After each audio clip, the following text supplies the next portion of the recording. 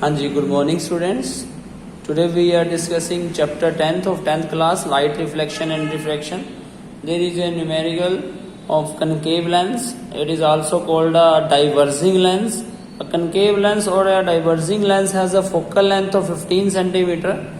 And what distance should the object from the lens be placed so that यानी कि distance of object हमें find out करना है so that it form an image of 10 centimeter from the lens.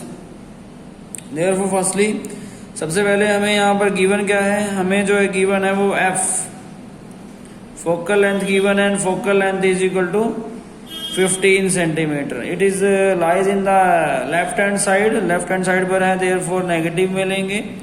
उसके बाद image का distance given है जो कि भी लेफ्ट में है तो नेगेटिव लेंगे उसे भी. u हमें फाइंड आउट करना है और लेंस है तो लेंस फॉर्मूला 1 में f is equal to 1/v minus 1/u होता है. यहाँ पर हमें u की वैल्यू फाइंड आउट करनी है तो इधर आएगा 1/u, therefore 1/v minus 1/f हो जाएगा. ठीक है, यहाँ तक कोई प्रॉब्लम.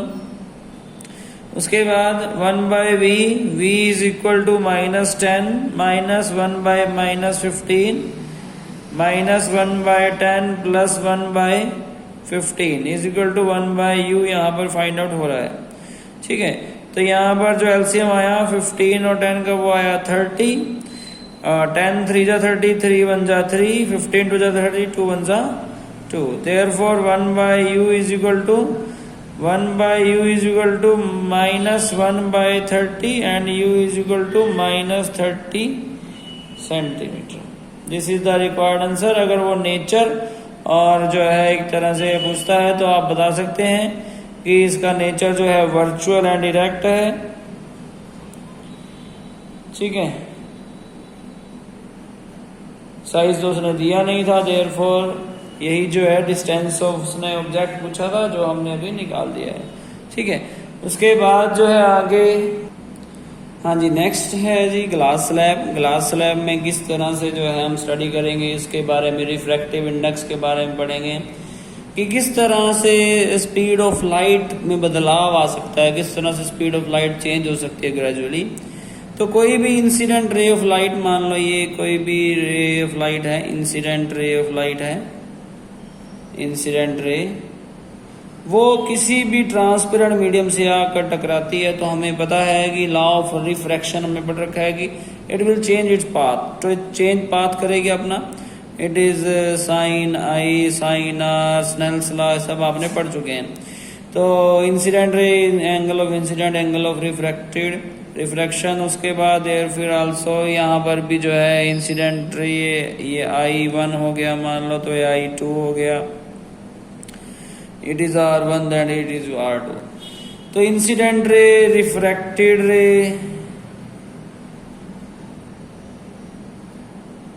एंड एमर्जेंट रे, इनके बारे में भी हम पढ़ेंगे कि किस तरह से जो है यहाँ पर जो है इनमें डिफरेंस आता है. तो सबसे पहले कि ये जो ग्लास स्लैब है देर, ये ट्रांसपेरेंट मीडियम जिस भी चीज का बना हुआ है उसका रिफ्रैक्टिव इंडेक्स कितना है, उसके रिफ्रैक्टिव इंडेक्स के हिसाब से जो है एयर जो भी लाइट की स्पीड होगी उस पर डिफरेंट आएगा, डिफरेंस पड़ेगा. तो यहाँ पर जो भी स्पीड ऑफ लाइट कितनी है 3 × 10⁸ मीटर पर सेकेंड. तो जो भी डिफरेंस इस स्पीड ऑफ लाइट पर पड़ेगा वो उस रिफ्रैक्टिव इंडेक्स पर जो है निर्भर करता है. तो रिफ्रैक्टिव इंडेक्स का क्या फॉर्मूला है, किस तरह से जो है मान लीजिए ये मीडियम 1 है, ये मीडियम 2 है और ये फिर से जो है 1 आ गया क्योंकि एयर ग्लास फिर से यहाँ तो एयर ही है तो इसे भी 1 ही लेंगे. तो जो भी यहाँ पर फॉर्मूला बना वो क्या है, हाँ जी यहाँ पर क्या है, अब speed of light in medium 1, मान लीजिए कि एयर से जो है कोई भी स्पीड ऑफ लाइट टकरा कर और ग्लास स्लैब को टकरा कर और इंटरनली जो है आ गई. तो speed of light in air in medium 1 में जितनी थी, बाय में speed of light in medium 2 में कितनी आएगी, उस हिसाब से जो है किसी भी मटेरियल का refractive index we can find out, हम उसका रिफ्रैक्टिव इंडेक्स निकाल सकते हैं. Speed of light in medium 2 by speed of light in medium 1, फिर उसका रिफ्रैक्टिव इंडेक्स निकाल सकते हैं कि क्या डिफरेंस आया अब 2 और 1 में, यानी कि ग्लास टू जब एयर जाएगी। इसी तरह से किसी का भी स्पीड रिफ्रैक्टिव इंडेक्स जो है इक्वल होता है speed of light in air, मतलब c मतलब 3 × 10⁸ metre per second divide by जितनी स्पीड यहाँ पर होगी किसी मीडियम को क्रॉस करने के बाद, यानी कि speed of light in medium. ठीक है जी। इसी तरह से रिफ्रैक्टिव इंडेक्स अगर गिवन हो तो speed of light in medium में निकालनी हो, देन क्या होगा, speed of light in medium is equal to क्या हो जाएगा, speed of light in air या वैक्यूम, एक ही बात है, वैक्यूम में होती है ये 3 × 10⁸ मीटर पर सेकेंड बाय में रिफ्रैक्टिव इंडेक्स। ठीक है।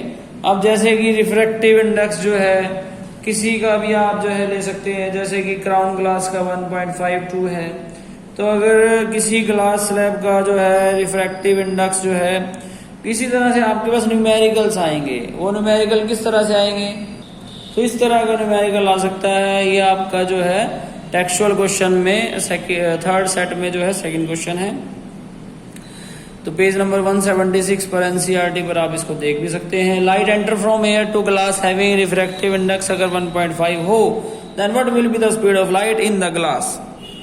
तो रिफ्रैक्टिव इंडेक्स ऑफ ग्लास जो निकालने का फॉर्मूला है वो क्या है, वो है यहाँ पर एन किसी भी मीडियम में या जी जो है जी आ गया तो ग्लास इक्वल टू जो है speed of light in speed of light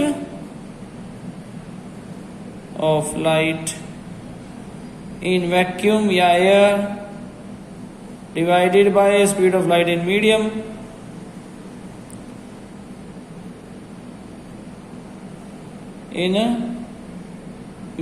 और इसी तरह से speed of light in medium निकालने का फॉर्मूला आपको पता ही है। रिफ्रैक्टिव इंडेक्स कितना है 1.5, स्पीड ऑफ लाइट कितनी है 3 × 10⁸, speed of light in medium हम निकाल देंगे, तो ये इधर आ गया speed of light in medium 3 × 10⁸ by में 1.5, there is a 2 × 10⁸ metre per second will be the speed of light in glass. ठीक है जी, होप सो आपको सबको समझ में आया होगा। इसी तरह से सभी चीजों का, जैसे कि डायमंड हो गया, डायमंड का रिफ्रैक्टिव इंडेक्स कितना है 2.42 है। रूबी रेड डायमंड, ठीक है, रूबी जो है रेड डायमंड है, उसका रिफ्रैक्टिव इंडेक्स कितना है 1.71 है। सिमिलरली और भी बहुत सारे हैं जिनका, जैसे कि ग्लास हो गया, कैरोसिन हो गया, ठीक है, इस तरह से जो है सबका रिफ्रैक्टिव इंडेक्स आपको यहाँ पर गिवन होगा। आपको डिवाइड करके जो है उसकी speed of light in this medium जो है किसी भी मीडियम में आप निकाल सकते हैं। ठीक है। उसके बाद लास्ट टॉपिक है इस लेसन का, लास्ट टॉपिक है power of the lens. Power of lens किस तरह से निकाल सकते हैं, मान लो जो भी स्पेक्टेकल लगा उसकी पावर कितनी होती है, तो पावर ऑफ द लेंस निकालने का फॉर्मूला है 1/f। F must be in metre में होना चाहिए। ठीक है, f must be in metre में। मान लीजिए कोई सेंटीमीटर में फोकल लेंथ दी हो, तो ये जो फोकल लेंथ है अगर ये सेंटीमीटर में गिवन हो, then you have to change in the metre. After that जो है उसके बाद अब 1/, जब एफ करेंगे तो वहां पर पावर ऑफ द लेंस आएगी। पावर ऑफ द लेंस की यूनिट क्या है, यूनिट है डायोप्टर। ठीक है, इसकी एस यूनिट है ये डायोप्टर। ठीक है, उसके बाद यहाँ पर पॉजिटिव और नेगेटिव किस तरह सिंबल आता है, पावर कैन बी पॉजिटिव और नेगेटिव। ठीक है, पॉजिटिव भी आ सकती है, नेगेटिव भी आ सकती है। अगर पॉजिटिव आ गई इसका मतलब है उसको कन्वेक्स लेंस जो है लग रहा है, और अगर नेगेटिव आ रही है इट मीन्स उसको कनकेव लेंस जो है का चश्मा लगा हुआ है। इसकी ब्रीफिंग जो है हम नेक्स्ट लेसन में करेंगे। नेक्स्ट लेसन है ही इसके ऊपर बेस्ड, किस तरह से जो है डिजीज होती है, आई डिजीज। नेक्स्ट चैप्टर का नाम भी human I and colourful world है, तो इसके बारे में हम ब्रीफली जो है नेक्स्ट चैप्टर में अभी जो है नेक्स्ट वीडियोस में देखेंगे। होप सो आपको ये लेसन जो है समझ में आया होगा। कुछ भी इसका जो टॉपिक्स हैं वो सभी जो है आपने ध्यान से और सभी वीडियोस को ध्यान से सुन लेना है। न्यूमेरिकल प्रॉब्लम जो है वो भी ध्यान से जो है सॉल्व कर लेनी है। Thank you so much.